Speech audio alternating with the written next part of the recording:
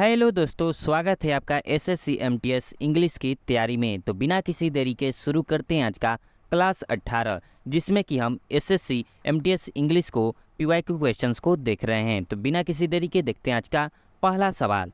जी हाँ, पहला सवाल है हमारा फाइंड द एरर से। जी हाँ, सभी क्वेश्चंस को हम मिला करके चलेंगे जिससे कि हमारा एक शानदार प्रैक्टिस सेट लगे।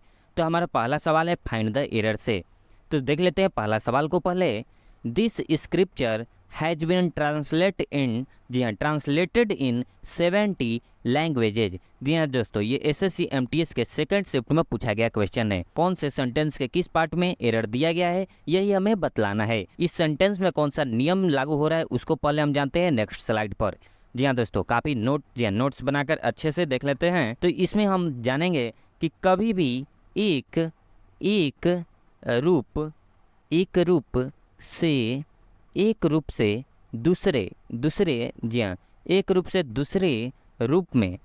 रूप से दूसरे रूपांतरण, जी हाँ रूपांतरण या कहे तो परिवर्तन होता है तो हम प्रीपोजिशन इनटू का यूज करते हैं। जी हाँ दोस्तों, एक रूप से दूसरे रूप में यदि परिवर्तन होता है तो हम इन का नहीं इनटू का यूज करते हैं। तो हम आते हैं अब वाक्य पर, कहाँ पर हमारा गड़बड़ है वो देख लेते हैं। जी हाँ दोस्तों, यहाँ पर देख सकते हैं this scripture has been translated in, यहाँ पर यूज किया गया है। जी हाँ, तो हमने क्या जाना कि नियम में एक रूप से दूसरे रूप में परिवर्तन को दर्शाने के लिए, दिखलाने के लिए हम ट्रांसलेटेड के साथ इन का यूज नहीं करेंगे, इन टू का यूज करेंगे। जी हाँ, एक रूप से दूसरे रूप में परिवर्तन के लिए हम इन टू का यूज करते हैं। और हम कोचिंग में भी जाते थे तो कोचिंग में भी हमें पढ़ाया जाता था कि ट्रांसलेट इनटू इंग्लिश। जी हाँ, बनाएं तो ट्रांसलेट इनटू इंग्लिश लिखाया जाता था हेडिंग। जी हाँ दोस्तों, तो ट्रांसलेटेड इन नहीं, ट्रांसलेटेड इनटू इसका राइट आंसर हो जाएगा। तो ऑप्शन नंबर जो डी हमारा राइट आंसर हो जाएगा। ऑप्शन नंबर डी में हमारा एरर दिया गया है, ट्रांसलेटेड इन नहीं ट्रांसलेटेड इनटू इसका राइट आंसर हो जाएगा। जी हाँ दोस्तों, थोड़ा राइटिंग देख लीजिएगा, सही नहीं है। तो बढ़ते हैं हम लोग नेक्स्ट क्वेश्चन की ओर। नेक्स्ट क्वेश्चन है हमारा फाइंड द एरर से, और हम सभी क्वेश्चंस को मिला करके चलेंगे। और ये सभी एसएससी एमटीएस के पीवाईक्यू क्वेश्चंस हैं, तो काफ़ी आपके एसएससी एमटीएस एग्जाम के लिए इंपॉर्टेंट हो जाता है। तो काफ़ी ध्यान से देखिएगा, और इसका पीडीएफ पाने के लिए आप हमारे टेलीग्राम चैनल से जुड़ सकते हैं, और भी class notes PDF e books पाने के लिए आप वहाँ से जाकर निःशुल्क ले सकते हैं। जी हाँ, तो देखते हैं हम लोग next question. Find the error से क्वेश्चन है she was writing a letter to her grandmother when the power gone out. जी हाँ दोस्तों, इस सेंटेंस में कौन सा नियम यूज हो रहा है पहले हम उसको जानते हैं। कभी भी, जी हाँ पहले स्लाइड को ओपन कर रहे हैं। जी हाँ, नोट्स में पहले जानते हैं पहले कि इसमें कौन सा नियम यूज कर रहे हैं। जी हाँ, कभी भी पास्ट में प्रारंभ हुई किसी भी घटना के घटित होने के समय, जी हाँ कभी भी पास्ट में प्रारंभ हुई किसी भी घटना को घटित होने के समय को इंगित करने हेतु हम when plus simple past tense यानी कि पास्ट इंडेफिनिट टेंस का यूज करते हैं। जी हाँ, पास्ट में प्रारंभ हुई किसी भी घटना के घटित होने के समय को इंगित करने हेतु हम when plus simple past tense का यूज करते हैं। तो अब हम लोग आ जाते हैं, अब इसका भी स्ट्रक्चर जान लेते हैं पास्ट इंडेफिनिट टेंस का भी। जी हाँ, तो सब्जेक्ट के साथ भी टू का यूज हम करते हैं, यही जो कि है सही ग्रामेटिकल स्ट्रक्चर है। जी हाँ, पास्ट सिंपल टेंस का, यानी कि सिंपल पास्ट टेंस का, पास्ट इंडेफिनिट टेंस का। तो यहाँ पर कहाँ पर गड़बड़ है वो हम लोग जानते हैं, किस पार्ट में एरर दिया गया है ये हमें बतलाना था। She was writing a letter to her grandmother when the, जी हाँ दोस्तों, यहाँ पर देख सकते हैं वेन से यहाँ पर तो यूज हुआ है when the power gone out. यहाँ पर गोन कभी भी नहीं हो सकता है। जी हाँ, गो वेंट गोन होता है। जी हाँ दोस्तों, यहाँ पर गोन जो है V3 है, और V3 यहाँ पर ऐसे ही नहीं आ जाएगा क्योंकि V3 हम हैव के साथ यूज करते हैं। और यहाँ पर जो हमारा होने वाला है वेन प्लस V2 होने वाला है। जी हाँ दोस्तों, हमने नियम जाना वेन प्लस V2 का यूज होगा। तो यहाँ पर गो, जी हाँ यहाँ पर लिख दे रहा हूँ गो वेंट गोन। जी हाँ, गो वेंट गोन। तो यहाँ पर हमारा V2 जो है वेंट होगा न कि गोन, तो हमारा राइट आंसर हो जाएगा वेंट। यहाँ पर वेंट आउट, जी हाँ सही हो जाएगा। जी हाँ, वेंट आउट यहाँ पर सही स्ट्रक्चर होगा, स्ट्रक्चर के मुताबिक, नियम के मुताबिक। जी हाँ, वेंट आउट यहाँ पर राइट आंसर हो जाएगा। तो हमारा किस पार्ट में एरर हो गया, ऑप्शन नंबर ए इसका राइट आंसर हो जाएगा। जी हाँ, गोन आउट, ऑप्शन नंबर ए इसका राइट आंसर हो जाएगा। गोन आउट नहीं, वेंट आउट हो जाएगा। गो वेंट गोन, वेंट आउट इसका राइट आंसर हो जाएगा। तो बढ़ते हैं हम लोग बिना किसी देरी के नेक्स्ट क्वेश्चन की ओर। नेक्स्ट क्वेश्चन है हमारा सेंटेंस इंप्रूवमेंट से। जी हाँ, काफ़ी इंपॉर्टेंट हो जाता है हमारे एसएससी एमटीएस एग्जाम के लिए। सेंटेंस इंप्रूवमेंट से सवाल पूछे जाते हैं। जी हाँ, और काफ़ी जी हाँ अच्छे से हम लोग इसको सीखेंगे। टीनेज इज दैट, जी हाँ, teenage is that phase of life when you are proposed to the world outside. जी हाँ, ये एमटीएस का ही क्वेश्चन है। जी हाँ दोस्तों, यू आर प्रपोज्ड टू, जो ये अंडरलाइन किया गया सेंटेंस है, इसी को हमें इम्प्रूव करना है। जी हाँ, और इस चारों ऑप्शंस में से क्या रखें, तो ये हमारा जो अंडरलाइन किया गया सेंटेंस है वो इम्प्रूव हो जाए, यही हमें बतलाना है। तो पहले इसमें जानते हैं कैसे इसको समझेंगे, उसको हम पहले जानते हैं स्लाइड पर। जी हाँ दोस्तों, यहाँ पर कभी भी हमें, जी हाँ, यहाँ पर प्रोपोज्ड, यहाँ पर कुछ वर्ड को हम जानेंगे। प्रोपोज्ड, प्रोपोज्ड का अर्थ होता है सुझाव रखना। जी हाँ, सुझाव रखने के लिए हम प्रोपोज्ड का यूज करते हैं। सुझाव रखना, सुझाव रखना। और जी हाँ, एक्सपोज्ड का अर्थ क्या होता है ये भी जान लेते हैं। ये आपने जान लिया कि प्रोपोज्ड का अर्थ होता है सुझाव रखना। और एक और वर्ड जानते हैं जिसका यूज हमें इस वाक्य में करना है, एक्सपोज्ड। जी हाँ दोस्तों, एक्सपोज्ड का अर्थ होता है नई या अनजान चीज़ से परिचित कराना। जी हाँ, नई या अनजान, अनजान, या थोड़ा राइटिंग देख लीजिएगा दोस्तों। एक्सपोज्ड का अर्थ होता है नई या अनजान चीज़ों से परिचित कराना। तो यहाँ पर देख लेते हैं, अब हम वाक्य पर आते हैं। यहाँ पर क्या यूज किया गया है, प्रोपोज्ड यहाँ पर यूज किया गया है। जी हाँ दोस्तों, प्रोपोज्ड यहाँ पर यूज किया गया है, यानी कि सुझाव रखना, अपना राय विचार मशवरा। जी हाँ, यानी कि सुझाव, राय, राय विचार सुझाव अपना रखना। और यहाँ पर जो हमारा प्रोपोज्ड यहाँ पर यूज नहीं होगा। जी हाँ दोस्तों, यहाँ पर प्रोपोज्ड यूज नहीं होगा क्योंकि इसको हमें इम्प्रूव कर इसको और भी अच्छा करना है। तो इसके लिए हम लगाएंगे option number A, you are exposed to. और एक्सपोज्ड कैसे होगा ये हम पहले जानते हैं। यू आर प्रोपोज्ड टू नहीं, you are exposed to. Exposed का मैंने अर्थ अभी बतलाया। एक्सपोज्ड का अर्थ होता है नई, जी हाँ, नई या अनजान चीज़ से परिचित कराना। यानी कि teenage is that phase of life. जी हाँ, किशोरावस्था के दौरान। जी हाँ, teenage is that phase of life when you are proposed to नहीं, you are exposed to the world outside. यानी कि दोस्तों, नई या अनजान चीज़ों से परिचित कराना। किशोरावस्था के दौरान व्यक्ति दुनिया से परिचित होते हैं। जी हाँ, किशोरावस्था के दौरान जो व्यक्ति होते हैं वो दुनिया से परिचित होते हैं, वो नई एवं अनजान चीज़ों से परिचित होते हैं। जी हाँ, नई या अनजान चीज़ से परिचित कराना एक्सपोज्ड का अर्थ यहाँ पर हो जाता है। यहाँ पर प्रोपोज्ड नहीं, यहाँ पर एक्सपोज्ड का यूज हो जाएगा। तो बढ़ते हैं हम लोग नेक्स्ट क्वेश्चन की ओर बिना किसी देरी के। ऑप्शन नंबर ए इसका राइट आंसर हो जाएगा। नेक्स्ट क्वेश्चन भी हमारा सेंटेंस इंप्रूवमेंट से है। जी सेंटेंस इंप्रूवमेंट से, waiting for the sun having rose very early in the morning at the beginning of January, Oppo. जी हाँ, Oppo was lying in bed waiting for the sun having rose. अब इस sentence में कौन सा नियम use हो रहा है पहले इसको हम जानते हैं नेक्स्ट स्लाइड पर। जी हाँ, काफ़ी इंपॉर्टेंट नियम है दोस्तों, काफ़ी ध्यान से देखिएगा। नॉर्मली सामान्यतः हम दो एक्शंस, जी हाँ, दो एक्शंस को, जी हाँ, दो एक्शंस यानी कि दो क्रियाओं को, दो एक्शंस को कंबाइन करने हेतु या आपस में उसको जोड़ने हेतु वर्ब हम जो यूज करते हैं वो इन्फिनेटिव वर्ब, जी हाँ, इन्फिनेटिव फॉर्म ऑफ वर्ब का यूज करते हैं। इन्फिनेटिव फॉर्म ऑफ वर्ब का जो स्ट्रक्चर होता है वो होता है 2 + V1। जी हाँ, 2 + V1 infinitive form of verb का यूज होता है। तो इस सेंटेंस में अब हम आते हैं दोस्तों, कहाँ पर दो एक्शंस को हमें जोड़ना है। जी यहाँ पर देख सकते हैं एक वेटिंग दिया गया है दोस्तों, एक वेटिंग है जो कि वर्ब है, और एक आया है दोस्तों रोज, ये भी जो वर्ब है। तो अब इसको हम दोनों को, इस दोनों वर्ब को आपस में जोड़ने के लिए हम इन्फिनेटिव 2 + V1 स्ट्रक्चर का यूज करेंगे।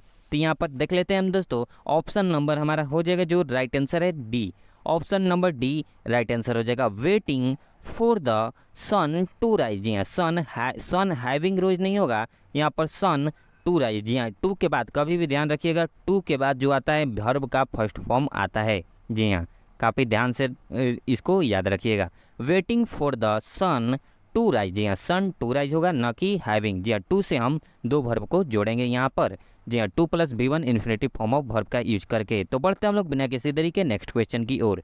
नेक्स्ट क्वेश्चन है हमारा वन वर्ड सब्स्टिट्यूशन। जी हाँ, अनेक शब्दों के एक शब्द काफ़ी इंपॉर्टेंट हो जाते हैं हमारे एसएससी एमटीएस 2024 के एग्जाम के लिए, क्योंकि एक एक क्वेश्चन 3 मार्क्स के हो जाते हैं और 3 मार्क्स हमारे लिए काफ़ी इंपॉर्टेंट हो जाते हैं दोस्तों, तो काफ़ी ध्यान से देखिएगा। वन वर्ड सब्स्टिट्यूशन यानी कि अनेक शब्दों के एक शब्द से ये क्वेश्चन लिया गया है। तो देखते हैं हम लोग सवाल क्या है। Tending to associate with others of one's kind. जी हाँ, tending to associate with others of one's kind यानी कि इसका अर्थ होता है जो व्यक्ति दूसरों से, जी हाँ, वंस काइंड यानी कि मिलनसार व्यक्तियों को हम एक शब्द में क्या कहेंगे। जी हाँ, tending to associate with others of one's kind यानी कि ये मिलनसार व्यक्तियों के बारे में, मिलनसार व्यक्ति जो होते हैं उसके बारे में, with others of one's kind, मिलनसार व्यक्ति को एक शब्द में क्या कहेंगे। तो इसका राइट आंसर हो जाएगा हमारा option number C, gregarious. Gregarious इसका सही जवाब हो जाएगा। जी हाँ, ग्रीगेरियस का अर्थ होता है मिलनसार। ग्रीगेरियस यानी कि मिलनसार, ग्रीगेरियस यानी कि मिलनसार, यानी कि tending to associate with others of one's kind, जो कि दूसरों से मिलजुल कर रहे हैं उसे हम कहते हैं ग्रीगेरियस एक शब्द में, यानी कि मिलनसार। अब हम सभी ऑप्शंस को भी देख लेंगे क्योंकि ऑप्शन सभी हमारे लिए इंपॉर्टेंट हो जाते हैं। पेडेंटिक, जी हाँ, पेडेंटिक का अर्थ होता है रूढ़िवादी, जो पुरानी परंपराओं को मानते हैं उन्हें हम रूढ़िवादी कहते हैं, पेडेंटिक। पंजेंट यानी कि तीखा होता है, और वैनियल यानी कि क्षम्य, जो मामूली गलतियाँ होती है उन्हें उसको हम कहते हैं। तो बिना किसी तरीके बढ़ते हम लोग नेक्स्ट क्वेश्चन की ओर। नेक्स्ट क्वेश्चन भी हमारा वन वर्ड सब्स्टिट्यूशन यानी कि अनेक शब्दों के एक शब्द से है। The art of cutting gems. जी हाँ, the art of cutting gems यानी कि ये जो कहलाता है नक्काशी, जो नक्काशी पत्थरों पर किया जाता है उस कला को हम एक शब्द में क्या कहेंगे। तो इसका राइट आंसर हो जाएगा हमारा ऑप्शन नंबर डी, लैपिडरी। जी हाँ, लैपिडरी यानी कि नक्काशी होता है जो पत्थरों पर किया जाता है। ऑप्शन नंबर डी, लैपिडरी इसका राइट आंसर हो जाएगा। अब हम सभी ऑप्शंस को भी जान लेते हैं। ज्वेलरी, जी हाँ, ज्वेलरी का अर्थ होता है आभूषण। फिलैटली, जी हाँ, फिलैटली का अर्थ होता है जो इकट्ठा करने का, जी हाँ, टिकट इकट्ठा करने का काम होता है उसे हम कहते हैं फिलैटली। और माइनिंग, जी हाँ, माइनिंग का अर्थ होता है दोस्तों खनन। जी हाँ, माइनिंग का अर्थ होता है खनन। तो बढ़ते हैं हम लोग बिना किसी देरी के नेक्स्ट क्वेश्चन की ओर।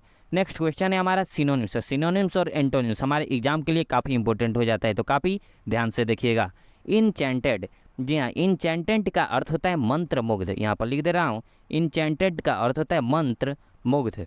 जी हाँ, मंत्र मुग्ध यानी बहुत अच्छा, इनचैंटेड यानी कि मंत्र मुग्ध। अब हमें इसका भी सिनोनिम्स बतलाना है, तो सिनोनिम्स इसका हो जाएगा हमारा ऑप्शन नंबर सी, अपीलिंग। जी हाँ, अपीलिंग यानी कि होता है आकर्षक, अपीलिंग यानी कि आकर्षक, अट्रैक्टिव। जी हाँ, इंचेंटेड यानी कि मंत्रमुग्ध और अपीलिंग मतलब भी आकर्षक। तो ऑप्शन नंबर सी अपीलिंग इसका राइट एंटोनिम्स नहीं, राइट सिनोनिम्स हो जाएगा इंचेंटेड का। तो हम सभी और जी हाँ, सभी ऑप्शंस को भी देख लेंगे, काफ़ी इंपॉर्टेंट हो जाते हैं हमारे लिए ऑप्शंस।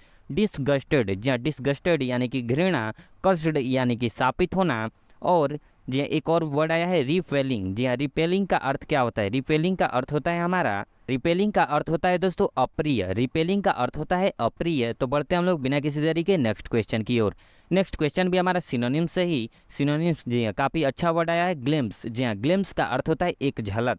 जी हाँ, एक झलक होता है ग्लिम्स, ग्लिम्स यानी कि एक झलक। और इसका, जी हाँ, राइट जो सिनोनिम्स पर्यायवाची शब्द हो जाएगा, इसका राइट ऑप्शन हो जाएगा ऑप्शन नंबर बी, ग्लिम्स और ग्लैंस। Glimpse, glance. जी हाँ, ग्लैंस का अर्थ भी होता है सरसरी नज़र, एक झलक, जी हाँ, सरसरी नज़र। तो अब सभी हम ऑप्शंस को भी जान लेते हैं। एग्जामिन, जी हाँ, एग्जामिन यानी कि अर्थ होता है परीक्षण करना, स्टीयर यानी कि घूरना, ऑब्जर्व यानी कि उसको निरीक्षण करना। तो बढ़ते हैं हम लोग बिना किसी देरी के नेक्स्ट क्वेश्चन की ओर। नेक्स्ट क्वेश्चन है इडियम्स एंड फ्रेज, काफ़ी इंपॉर्टेंट हो जाते हैं हमारे एग्जाम के लिए। जी हाँ, कौन सा इडियम आया है हमारे क्वेश्चन में देख लेते हैं। बाइट द डस्ट, जी हाँ, बाइट द डस्ट इसका अर्थ क्या आता है। बाइट द डस्ट यानी कि हार का सामना करना, इस इडियम का अर्थ होता है बाइट द डस्ट। यानी कि इसका राइट आंसर हो जाएगा हमारा option number A, to suffer a defeat. जी हाँ, टू सफ़र अ डिफीट यानी कि हार का सामना करना, हार के सामना करने को बाइट द डस्ट हम इडियम का यूज करते हैं। टू सफ़र अ डिफीट यानी कि हार का सामना करना। यहाँ पर लिख दे रहा हूँ, हार का सामना करना, हार का सामना, हार का सामना करना। तो बढ़ते हैं हम लोग बिना किसी देरी के नेक्स्ट क्वेश्चन की ओर। नेक्स्ट क्वेश्चन भी हमारा इडियम एंड फ्रेज से है। और दोस्तों यहाँ पर देख सकते हैं stuck to his guns, stuck to his guns, यानी कि अ मैन ऑफ कैरेक्टर ही stuck to his guns even in the most difficult situations, यानी कि स्टक टू हिज गन्स जो हमारा ये अंडरलाइन किया गया सेंटेंस है, इसी के लिए हमें राइट जी राइट इस इडियम का हमें अर्थ बतलाना है, राइट इस इडियम का अर्थ हमें बतलाना है। तो स्टक टू हिज गन्स का अर्थ होता है दोस्तों सभी कठिनाइयों और चुनौतियों का डट कर के सामना करना। जी हाँ, सभी कठिनाइयों और चुनौतियों का डट कर के सामना करना। तो इसका राइट ऑप्शन हो जाएगा ऑप्शन नंबर डी, यानी कि to stand firm against all difficulties and challenges, यानी कि सभी कठिनाइयों और चुनौतियों का, जी हाँ, सभी कठिनाइयों और चुनौतियों का डट कर के सामना करना स्टक टू हिज गन्स कहलाता है। और दोस्तों आप हमें कमेंट करके जरूर बताइएगा कि आपका 15 क्वेश्चंस में से कितना क्वेश्चन सही हुआ, और वीडियो पसंद आए तो एक लाइक, जी हाँ दोस्तों एक लाइक जरूर कीजिएगा, जिससे कि हम मोटिवेट हो इसी प्रकार के वीडियोस लाने के लिए। नेक्स्ट क्वेश्चन है हमारा एंटोनिम्स है। जी हाँ, सिनोनिम्स और एंटोनिम्स काफ़ी इंपॉर्टेंट है। अबेट, जी हाँ, एंटोनिम्स यानी कि विलोम शब्द हमें बतलाना है। अबेट का अर्थ क्या होता है? अबेट का अर्थ होता है धीमा होना। काफ़ी बढ़िया वर्ड है, इसको अच्छे से याद रख लीजिएगा दोस्तों, धीमा होना। जी हाँ, अबेट का अर्थ होता है धीमा होना। अब इसका हमें उल्टा शब्द बतलाना है। जी हाँ, उल्टा शब्द इसका हो जाएगा ऑप्शन नंबर सी, एग्रेवेट। जी हाँ, एग्रेवेट का अर्थ होता है छेड़ना, यानी कि मेक समथिंग वर्स या सीरियस। जी हाँ, गंभीरता से लेना, धीमा होना और ये गंभीरता से लेना, यानी कि एग्रेवेट, यानी कि यहाँ पर लिख दे रहा हूँ गंभीरता से लेना, गंभीरता से किसी चीज़ को लेना, या इसको छेड़ना कह सकते हैं। और मेक समथिंग वर्स, यानी कि उसको make something worse and serious. जी हाँ, किसी चीज़ को सीरियस बनाना, गंभीरता से लेना, उसको हम कहते हैं। और अबेट यानी कि धीमा होना, और एग्रेवेट यानी कि छेड़ना और गंभीरता से लेना। तो एग्रेवेट ये इसका राइट जी हाँ एंटोनिम्स हो जाएगा। और मॉडरेट, जी हाँ, मॉडरेट काफ़ी अच्छा वर्ड है। मॉडरेट का अर्थ होता है मध्यम स्तर। जी हाँ, मध्यम। ऑब्जर्व तो हमने जान ही लिया, अवलोकन। और डिक्रीज यानी कि कमी। तो बिना किसी तरीके बढ़ते हैं हम लोग नेक्स्ट क्वेश्चन की ओर। नेक्स्ट क्वेश्चन है हमारा, many died in captivity and many suffered appalling brutality. जी हाँ, ब्रुटेलिटी का हमें राइट एंटोनिम्स बतलाना है। काफ़ी बढ़िया वीवीआई वर्ड है। जी हाँ दोस्तों, वीवीआई वर्ड है। ब्रुटेलिटी का अर्थ क्या होता है? ब्रुटेलिटी का अर्थ होता है निर्दयता। जी हाँ, निर्दयी आपने सुना होगा, निर्दयता। जी हाँ, निर्दयता। और इसका हमें एंटोनिम्स बतलाना है, यानी कि विलोम शब्द बतलाना है। तो इसका राइट एंटोनिम्स हो जाएगा हमारा ऑप्शन नंबर डी, जेंटलनेस। जी हाँ, जेंटलनेस का स्पेलिंग भी याद रखिएगा दोस्तों, GENTLENESS, GENTLENESS, जेंटलनेस यानी कि सज्जनता। जी हाँ, सज्जनतापूर्ण, सज्जनता उस व्यक्ति को होते हैं जो सज्जन व्यक्ति होते हैं, उसके लिए यूज किया जाता है जेंटलनेस। जी हाँ, जेंटलनेस। और हम सभी ऑप्शंस को भी जान लेते हैं। फेरोसिटी का अर्थ होता है क्रूरता, क्रूलिटी। जी हाँ, क्रूलिटी का अर्थ भी क्रूरता होता है। और एक और वर्ड आया है सेंसुअलिटी, यानी कि कामुकता। तो बढ़ते हैं हम लोग बिना किसी तरीके नेक्स्ट क्वेश्चन की ओर। Option number D, gentleness. जी हाँ, ब्रुटैलिटी का राइट एंटोनिम्स हो जाएगा, यानी कि जेंटलनेस यानी कि सजनता, और ब्रुटैलिटी यानी कि निर्दयता। तो बढ़ते हैं हम लोग नेक्स्ट क्वेश्चन की ओर। जी हाँ, नेक्स्ट क्वेश्चन अब हमारा स्टार्ट हो रहा है मिस स्पेल्ट वर्ड। जी हाँ, मिस स्पेल्ट वर्ड फ्री के मार्क्स कहे जाते हैं। मैं बार बार कहता हूँ फ्री के मार्क्स कहे जाते हैं, लेकिन काफ़ी गलतियाँ इसी में होती है। और एक सवाल दोस्तों, जी हाँ, 3 मार्क्स के होते हैं, और 3 मार्क्स काफ़ी इंपॉर्टेंट हो जाते हैं। जी हाँ, 3 मार्क्स का 1 मार्क्स हमारे लिए काफ़ी इंपॉर्टेंट हो जाते हैं। तो ये 3 मार्क्स हैं, तो काफ़ी अच्छे से मिस स्पेल्ट वर्ड की भी तैयारी हमें करनी है। जी हाँ, मिस स्पेल्ट वर्ड से 3 क्वेश्चन लिए गए हैं, तो काफ़ी ध्यान से देखिए। और इस चारों ऑप्शंस में से हमें बतलाने कि कौन सा जो ऑप्शन है वो अलग है, गलत है या सही है। जी हाँ, देख लेते हैं पहले ग्रामर। जी हाँ, ग्रामर जो है बिल्कुल सही है। प्लीजेंट बिल्कुल सही वर्ड है। फैमिलियर बिल्कुल सही वर्ड है, यानी कि अवेफुल में ही कुछ डाउट है। जी हाँ दोस्तों, अवेफुल का जो स्पेलिंग है यहाँ पर गलत दिया गया जी, यानी कि ऑप्शन नंबर डी हमारा राइट हो जाएगा। ऑप्शन नंबर डी, अवेफुल का जो स्पेलिंग होता है वो अवेफुल में AWFUL होता है, ई यहाँ पर नहीं आता है दोस्तों। अवेफुल में AWFUL होता है, AWFUL, अवेफुल मतलब। जी हाँ, अवेफुल यहाँ पर option number D right spelling हो जाएगा। काफ़ी ध्यान से इसको देखिएगा दोस्तों। जी अब बढ़ते हैं हम लोग नेक्स्ट क्वेश्चन की ओर। नेक्स्ट क्वेश्चन भी हमारा मिस स्पेल्ड वर्ड से ही है, एक्नॉलेज। जी हाँ दोस्तों, एक्नॉलेज में ही कुछ डाउट हो रहा है। एक्नॉलेज, और सभी ऑप्शन को भी देख लेते हैं। टेरिटरी, जी हाँ, टेरिटरी बिल्कुल राइट स्पेलिंग है। बिजनेस, BUSINESS, जी हाँ, डबल एस सही है, बिजनेस। एक्सेलेंस, जी हाँ, एक्सेलेंस बिल्कुल सही है, यानी कि एक्नॉलेज का ये स्पेलिंग यहाँ पर गड़बड़ है दोस्तों। एक्नॉलेज का पहला हम स्पेलिंग जानते हैं क्या होता है, ACKNOWLEDGE होता है। जी हाँ, यहाँ पर डी नहीं यूज किया गया है, एक्नॉलेज। जी हाँ, डी यहाँ पर होता है। और डी साइलेंट होता है यहाँ पर। एक्नॉलेजमेंट डी यहाँ पर होता है, तो डी यहाँ पर लिया गया नहीं है दोस्तों, ई के बाद और जी के पहले। एक्नॉलेज का राइट एंड स्पेलिंग ये हो जाएगा ऑप्शन नंबर ए, जो एक्नॉलेज है वो गलत है। ACKNOWLED तो बढ़ते हैं हम लोग बिना किसी देरी के नेक्स्ट क्वेश्चन की ओर, जो कि आज के प्रैक्टिस सेट का लास्ट क्वेश्चन है मिस स्पेल्ट वर्ड से। The handloom shop at the ring road has many kinds of bags such as paper, leather, cloth and canvas. जी हाँ, कैनवास। तो बढ़ते हैं हम लोग नेक्स्ट क्वेश्चन। जी हाँ, ये नेक्स्ट क्वेश्चन हमारा क्या कह रहा है ये हम पहले जानते हैं। Paper, canvas, leather, cloth. अब दोस्तों इसमें भी हमें कुछ एक स्पेलिंग जो है वो अलग है, ये चारों स्पेलिंग में वही हमें चूज करना है। तो पेपर बिल्कुल सही है, लीदर भी बिल्कुल सही है, जी हाँ लीदर, क्लॉथ भी बिल्कुल सही। कैनवास का जो स्पेलिंग है वो गलत है, ऑप्शन नंबर बी हमारा राइट आंसर हो जाएगा। कैनवास में हमें डबल एन का यूज नहीं करना होता है, CANVAS। जी हाँ, CANVAS कैनवास का राइट स्पेलिंग होता है। तो दोस्तों आप हमें कमेंट करके जरूर बताइएगा कि आपको वीडियो कैसा लगा और वीडियो में आपका 15 क्वेश्चंस में से कितना क्वेश्चन सही हुआ। और दोस्तों इसी प्रकार के प्रैक्टिस सेट लगाने के लिए आप हमारे चैनल को सब्सक्राइब करके बेल आइकन को ऑल पर क्लिक कर लें और वीडियो को दोस्तों में भी जरूर शेयर करें, जिससे कि उनको भी कुछ हेल्प मिल सके। और इस वीडियो को पाने के लिए आप हमारे टेलीग्राम चैनल से जुड़ सकते हैं और भी क्लास नोट PDF निःशुल्क पाने के लिए वहाँ से आप दे सकते हैं निःशुल्क। जी हाँ दोस्तों, और आप हमें कमेंट करके जरूर बताइएगा कि इस प्रकार के वीडियोज के और भी कौन कौन से टॉपिक्स आपको चाहिए। तो वीडियो को देखने के लिए आपका बहुत बहुत धन्यवाद।